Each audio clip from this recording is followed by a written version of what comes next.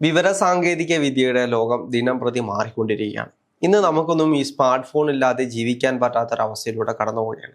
ഊണിലും ഉറക്കത്തിലും ഏത് സമയത്താണെങ്കിലും പോലും ഈ സ്മാർട്ട് ഫോണുകൾ നമ്മുടെ അടുത്തുണ്ടാവണം. അത് എനിക്ക് തോന്നുന്നു ഒരു 3-4 അല്ലെങ്കിൽ കോവിഡിന് ശേഷം എല്ലാവർക്കും ഫോൺ ഇല്ലാതെ കഴിയാൻ പറ്റാത്തൊരവസ്ഥയിലേക്ക് മാറിക്കഴിഞ്ഞിരിക്കുന്നു.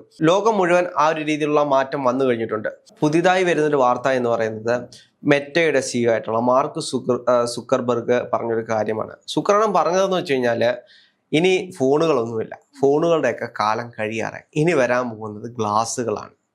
ഓഗ്മെന്റഡ് റിയാലിറ്റിയിൽ നിർമ്മിച്ചെടുക്കുന്ന ഗ്ലാസ്സുകൾ. ഒന്ന് ആലോചിച്ച് നോക്കൂ ഇനി വരാൻ പോകുന്ന ഒരു കാലത്തെ കുറിച്ച്.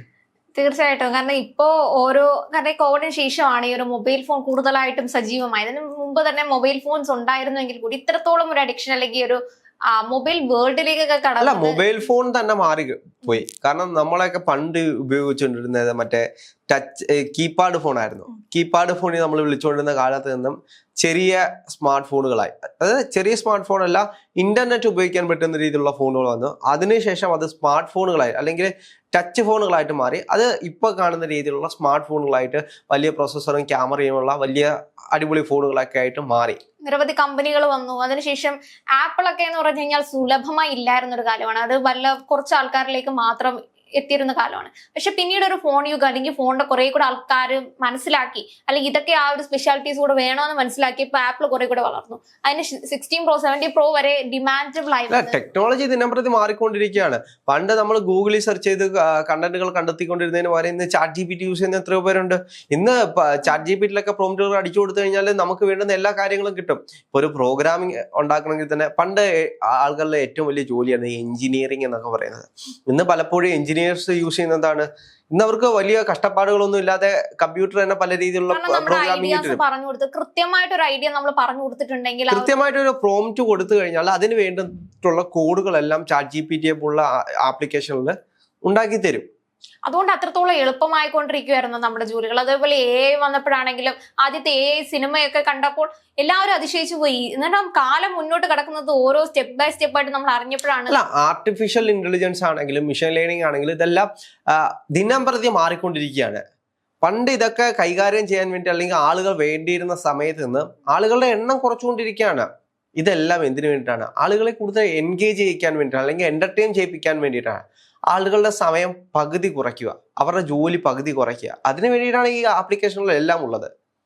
ഈ ഒരു ഇത്തരം പകുതി കുറയുമ്പോൾ കുറെ കൂടെ ജോലികളുടെ, കാരണം ഒരു ടാലന്റഡ് ബൈ ആയി പോയില്ലേ? കാരണം എത്ര ടാലന്റ് ഉണ്ടോ അവർക്ക് മാത്രം ആ ഒരു യുഗത്തിലേക്ക് കടക്കാൻ പറ്റും. അല്ല, നമ്മുടെ കാലത്തിന്റെ ഒരു വ്യത്യാസം എന്ന് വെച്ച് കഴിഞ്ഞാൽ ഏത് കാലം ചെന്ന് കഴിഞ്ഞാലും എല്ലാ തരത്തിലുള്ള ആളുകളും വേണം. അത് വലിയൊരു കാര്യമാണ്. പണ്ട് കമ്പ്യൂട്ടർ വരുന്ന കാലത്ത് കേരളത്തിൽ എത്രയോ ആളുകൾ സമരം ചെയ്തു. കമ്പ്യൂട്ടർ വന്നു കഴിഞ്ഞാൽ ആളുകൾക്ക് തൊഴിലില്ല. കമ്പ്യൂട്ടർ വന്നു കഴിഞ്ഞാൽ ടൈപ്പ് റൈറ്റർ വന്ന കാലത്ത് ടൈപ്പ് കഴിഞ്ഞാൽ ടൈപ്പ് റൈറ്റ് ചെയ്യുന്ന ആളുകളുടെ ജോലി പോകും. അല്ലെങ്കിൽ അന്ന് എഴുതുന്ന ആളുകളുണ്ടായിരുന്നു, അവരുടെ ജോലി പോകും. അന്ന് ഓരോ കാലഘട്ടത്തിലും ഉണ്ടായിരുന്ന എല്ലാം റീപ്ലേസ് ചെയ്ത് വരും. ഇന്ന് ടെക്നോളജി ഡെവലപ്പ് ചെയ്യാൻ എന്തോരം ആളുകളെ വേണം. നാളെ കാലങ്ങളിൽ ടെക്നോളജി ഡെവലപ്പ് ചെയ്യാൻ ആളുകൾ വേണ്ട, കമ്പ്യൂട്ടർ തന്നെ ഡെവലപ്പ് ചെയ്തിട്ടുണ്ടെങ്കിൽ പലതിന്റെയും തലപ്പത്ത് എന്ന് പറഞ്ഞു കഴിഞ്ഞാല് ചെറിയ ചെറിയ കുട്ടികളാണ്. കാരണം അവർക്ക് അതിനുള്ള കൃത്യമായിട്ടുള്ള ടൂൾ അറിയാം, എങ്ങനെ അത് ചെയ്യണമെന്ന് അറിയാം. ഈ ചാറ്റ് GPT ആണെങ്കിലും ചെറിയ പ്രായത്തിൽ ഇതല്ലേ പഠിച്ചു വരുന്നേ. നമ്മളൊക്കെ ഏകദേശം കോളേജിലൊക്കെ ചെന്നിട്ടാണ് ഈ എഞ്ചിനീയറിംഗിന്റെ തന്നെ പല സാധനങ്ങളും പഠിക്കുന്നത്. അല്ലെങ്കിൽ പ്രോഗ്രാമിംഗ് ആണെങ്കിലും കോഡിംഗ് ആണെങ്കിലും ഇതെല്ലാം പഠിക്കുന്നത് കോളേജ് ലെവലിൽ ചെന്നിട്ടായിരിക്കും. പക്ഷെ ചെറിയ പിള്ളേർ ഇപ്പോഴേ 1ാം ക്ലാസ്സിലും 2ാം ക്ലാസ്സിലും കോഡിങ്ങിന്റെ ബേസിക്സ് തൊട്ട് പഠിച്ചു വരികയാണ്. അപ്പൊ അവർക്ക് ലോജിക്കായിട്ട് ചിന്തിക്കാൻ പറ്റും. അപ്പോൾ ഒരുപാട് മാറ്റങ്ങൾ ഉണ്ടാവും. ഇപ്പോൾ ഓഗ്മെന്റഡ് റിയാലിറ്റി ആണെങ്കിലും വെർച്വൽ റിയാലിറ്റി ആണെങ്കിലും ഇതെല്ലാം ദിനം പ്രതി മാറിക്കൊണ്ടിരിക്കുകയാണ്. ഇതിന്റെ എല്ലാം ടെക്നോളജി ദിനം പ്രതി അവര് അപ്ഡേറ്റ് ചെയ്തുകൊണ്ടിരിക്കുകയാണ്. അപ്പം നാളെ കാലങ്ങളിൽ നമ്മൾ അപ്ഡേറ്റിലായില്ലെങ്കിൽ നമ്മൾ ഇതിന്റെ കൂടെ പിടിച്ചു നിൽക്കാൻ പാടായിരിക്കും. ഇപ്പോഴും സ്മാർട്ട് ഫോണുകളെ ഉപയോഗിക്കാത്ത എത്ര ആളുകളുണ്ട്? അവരുടെ ഒരു ഇതെന്ന് വെച്ച് കഴിഞ്ഞാൽ നമുക്കതൊന്നും വേണ്ട, നമുക്കതൊന്നും പറ്റുന്ന കാര്യമല്ല, ഞങ്ങൾ ഇപ്പോഴും കീപാഡ് ഫോൺ യൂസ് ചെയ്തോളാം എന്ന് പറയുന്ന ഒരുപാട് പേരെ എനിക്കറിയാം. അതിന്റെ ഒരു പ്രധാനപ്പെട്ട കാര്യം എന്ന് വെച്ചാൽ അവർക്ക് അപ്ഡേറ്റ് ചെയ്യാൻ പറ്റുന്നില്ല. അപ്പൊ നമ്മുടെ അച്ഛനും അമ്മയ്ക്കും അവർ കീപാഡ് ഫോണിൽ നിന്ന് സ്മാർട്ട് ഫോൺ കൊടുത്തു കഴിഞ്ഞാൽ ആദ്യത്തെ കുറച്ച് നാൾ അവർക്ക് ഭയങ്കര ബുദ്ധിമുട്ടായിരിക്കും അത് യൂസ് ചെയ്യാൻ. പക്ഷെ കുറച്ച് കഴിയുമ്പോഴത്തേക്ക് എന്ത് ചെയ്യും, അവർ അഡാപ്റ്റഡ് ആവും. പിന്നോട്ട് പോകാൻ ഒട്ടും താല്പര്യമില്ലാത്തൊരു ജനറേഷൻ. ഇപ്പൊ നോക്കിക്കഴിഞ്ഞാൽ അവർ ഫുൾ ടൈം ഫോണിനകത്തായിരിക്കും, സ്ക്രോൾ ചെയ്ത്. പണ്ട് നമ്മളെ കുറ്റം പറഞ്ഞു നടന്ന അച്ഛനമ്മമാരൊക്കെ ആണെങ്കിൽ ഇപ്പൊ സ്ക്രോൾ ചെയ്താണ്. ഒരു തവണ നെറ്റ് തീർന്നിട്ടുണ്ടെങ്കിൽ നമ്മൾ നെറ്റ് തീർന്നു ചെയ്തു തരുമോ വീട്ടിൽ പറഞ്ഞിട്ടുണ്ടായിരുന്നെങ്കിൽ ഇപ്പൊ തിരിച്ച് അച്ഛനും അമ്മയായിരിക്കും പറയുന്നത്, ഒന്നെന്റെ തീരും, നാളെ തൊട്ട് കാണാൻ എനിക്ക് പറ്റില്ല, വേഗം ചെയ്യുന്ന അങ്ങനെ എത്ര കണ്ടന്റ് വരെ പണ്ട് നമ്മള് നെറ്റിന് വേണ്ടി അച്ഛനും അമ്മേനെ കാല് പിടിച്ചെങ്കിൽ അച്ഛനും അമ്മ ഇപ്പൊ നമ്മുടെ അടുത്ത് വയ്ക്കും, മോനെ ഒന്ന് നെറ്റ് റീചാർജ് ചെയ്യും. കാരണം ബോറിംഗ് ആവുന്നു. കാരണം നമുക്ക് ബാക്കിയുള്ള നേരത്തെ പല മീഡിയംസ് ഒക്കെ കണ്ടുകൊണ്ടിരുന്നത്, അല്ലെങ്കിൽ റേഡിയോയും ടിവിയും ഒക്കെ മാത്രമായിരുന്നു ഇവർ കണ്ടുകൊണ്ടിരുന്നതെങ്കിൽ ഇപ്പൊ അതിൽ നിന്ന് മാറി സ്മാർട്ട് ഫോൺ യുഗത്തിലേക്ക് മാറി. ഇപ്പൊ ഒരു മിററിന്റെ മാറുമ്പോൾ അതിൽ കുറച്ചുകൂടെ അപ്ഡേഷൻസ് ഒക്കെ വരുന്നുണ്ട്. അതെ, ഇനി സ്മാർട്ട് ഫോൺ മാറിയിട്ട് കണ്ണാടിയിലേക്ക് വരും. അതാണ് മറ്റേ സുക്രണം പറയുന്നത്. കണ്ണാടി ആകുമ്പോൾ നിങ്ങൾക്ക് പറ്റുന്ന രീതിയിൽ എല്ലാം യൂസ് ചെയ്യാൻ പറ്റും. അതായത് കണ്ണ് ചിമ്മി അടയ്ക്കുന്നതിനനുസരിച്ച് അതിനകത്തുള്ള ഫ്യൂച്ചറുകളെല്ലാം മാറും. അത് എങ്ങനെയായിരിക്കുമെന്ന് നമുക്ക് ഭാവി കാലത്തൊക്കെ കണ്ട് മനസ്സിലാക്കാൻ കഴിയും. സാധാരണ നമ്മൾ ടച്ച് ഫോൺ ആകുമ്പോൾ നമ്മൾ ടൈപ്പ് ചെയ്തില്ലെങ്കിൽ നമ്മുടെ എന്താണോ അത് പറഞ്ഞു കൊടുക്കണം. അപ്പൊ ഈ കണ്ണാടിയിൽ എങ്ങനെയായിരിക്കും അത് പ്രവർത്തിക്കുന്നത്? അല്ല, ഇനി വരുന്ന യുഗത്തിന്റെ പ്രത്യേകത എന്ന് വെച്ച് കഴിഞ്ഞാൽ നമ്മൾ മനസ്സിൽ വിചാരിച്ചാൽ മതി, അല്ലെങ്കിൽ നമ്മൾ കമാൻഡ് കൊടുത്താൽ മതി. ഇപ്പൊ സിറി ഒക്കെ വന്നില്ലേ, ഇപ്പൊ സിറി ആണെങ്കിലും ഹലോ സിറി എന്ന് പറഞ്ഞു കഴിഞ്ഞാൽ അത് അപ്പോഴേ കോൾ ചെയ്യും. ഇപ്പൊ ഫോൺ നമ്മുടെ കയ്യിലില്ലെങ്കിൽ പോലും അത് ഫോൺ നമ്മൾ പറയുന്ന രീതിയിൽ അത് യൂസ് ചെയ്യുന്നില്ലേ, അതേപോലെ തന്നെ ആയിരിക്കും ഇനി വരാൻ പോകുന്ന കാലങ്ങളിൽ. ആളുകൾക്ക് ഇപ്പൊ മടിയാന്നേ പോക്കറ്റിൽ നിന്ന് ഫോൺ എടുത്ത് ഇങ്ങനെ നോക്കി കണ്ടുപിടിക്കണ്ടേ.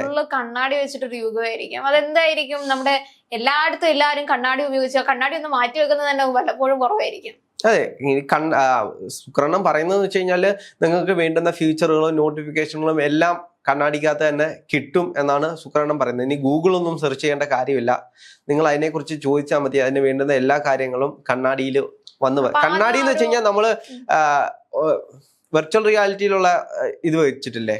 അപ്പൊ നമ്മൾ ഈ ചില പാർക്കുകളിലൊക്കെ പോയി കഴിഞ്ഞാൽ നമുക്ക് കാണാൻ പറ്റും, ചില ഗെയിമിങ്ങിന് വേണ്ടിയിട്ട് നമ്മൾ വെർച്വൽ റിയാലിറ്റിയുടെ ആ ഒരു ഇത് വാങ്ങിച്ചിട്ട് കഴിഞ്ഞാൽ നമുക്കത് നല്ല ക്ലിയർ ആയിരിക്കും. നമ്മളൊരു 3D ലെവൽ കാണുന്നതിന്റെ കൂട്ട് നമുക്ക് കാണാൻ കഴിയും. അതേ കൂട്ട് തന്നെ ആയിരിക്കും കണ്ണാടി വരുമ്പോഴും. നമ്മൾ ഫോണിൽ നോക്കുന്നതിന് പകരം നല്ല ലൈവായിട്ട് നല്ല ക്രിസ്റ്റൽ ക്ലിയർ ആയിട്ട് നമ്മുടെ മുന്നിൽ തെളിഞ്ഞു വരും എല്ലാ കാര്യങ്ങളും. പക്ഷെ അതിന്റെ ഇനി ഇത് ഒന്ന് പുള്ളി അവതരിപ്പിക്കുകയായിരിക്കും, ഒരു ഡെമോ മോഡലൊക്കെ. അല്ല, ഇപ്പൊ അവര് ചെയ്തുകൊണ്ടിരിക്കുന്നത് അത് ജനകീയമാക്കുവാണ്, കൂടുതൽ ആളുകളിലേക്ക് സാധനം എത്തിക്കുകയാണ്. ഇപ്പൊ ആപ്പിൾ ആണെങ്കിലും ഇതെല്ലാം വർക്ക് പണ്ട് തൊട്ടേ അവർ തുടങ്ങിയതാണ്. ആപ്പിളിന്റെ എല്ലാം നല്ല വിലയാണ്. പക്ഷെ മെറ്റ ചെയ്യുന്നതെന്ന് വെച്ച് കഴിഞ്ഞാൽ ഇത് കുറച്ചുകൂടെ പൈസയൊക്കെ കുറച്ച് ജനങ്ങൾക്ക് കൂടുതൽ ആളുകളിലേക്ക് എത്തിക്കുക. കൂടുതൽ ആളുകളിലേക്ക് എത്തിക്കുമ്പോൾ കൂടുതൽ ആളുകൾ ഫോൺ യൂസ് ചെയ്യുന്നത് കുറയും. ഇപ്പൊ ഫോണിൽ കിട്ടുന്ന എല്ലാ കാര്യവും നമ്മുടെ മുന്നിൽ നമ്മൾ പറയുമ്പോൾ തന്നെ കിട്ടുന്നുണ്ടെങ്കിൽ നമ്മളതല്ലേ യൂസ് ചെയ്യുന്നത്. മറ്റേതാകുമ്പോൾ പോക്കറ്റിൽ നിന്ന് എടുത്ത് നമ്മൾ സെർച്ച് ചെയ്ത് സ്ക്രോൾ ചെയ്ത് കണ്ടെത്തിയിരിക്കണ്ടേ. കൂടെ ജോലി ഭാരം കുറയും, കുറെ കൂടെ എന്റർടൈൻമെന്റ് ആണെങ്കിൽ എന്തായാലും നമുക്ക് എന്താണോ തോന്നുന്നത് അപ്പം നമുക്ക് ചെയ്യാൻ പറ്റും. ആ ഒരു രീതിയിലേക്ക്. മറ്റേത് ചാർജബിളിന്റെ ഒക്കെ അതിൻ്റെതായിട്ടുള്ള കാര്യങ്ങളൊക്കെ ഇനി പുള്ളി പറയുമായിരിക്കും. അതെ, അതിനകത്ത് പുള്ളി പറയുന്ന 2-3 ആ ഒരു സാധനം കൊണ്ടുവരുമ്പോൾ ഉണ്ടാവാൻ പോകുന്ന ബുദ്ധിമുട്ടുകളാണ്. അതിനകത്ത് ഇത് ചാർജ് ചെയ്യുന്ന അല്ലെങ്കിൽ ഇതിന്റെ പവർ യൂസ് എങ്ങനെ ആയിരിക്കും എന്നൊരു ബുദ്ധിമുട്ടുണ്ട്. കാരണം ഫുൾ ടൈം യൂസ് ചെയ്യുകയാണെങ്കിൽ എങ്ങനെ അതിന്റെ ബാറ്ററി സൂക്ഷിച്ചു വെക്കും. അതിനപ്പുറത്തേക്ക് വരുന്നത് എന്ന് വെച്ച് കഴിഞ്ഞാൽ ഇതിന്റെ സ്വകാര്യത, എത്രത്തോളം സ്വകാര്യത ഉണ്ടാകും ഈ പ്രൊഡക്ട്സിനൊക്കെ, അതൊക്കെയാണ് ഇപ്പൊ പരിശോധിച്ചുകൊണ്ടിരിക്കുന്നത്. ഇതെല്ലാം കൃത്യമായിട്ട് വരികയാണെങ്കിൽ ആളുകൾക്ക് ഉപയോഗപ്രദമായിട്ടുള്ള രീതിയിൽ നാളുകളിൽ ഉപയോഗിക്കാൻ കഴിയും.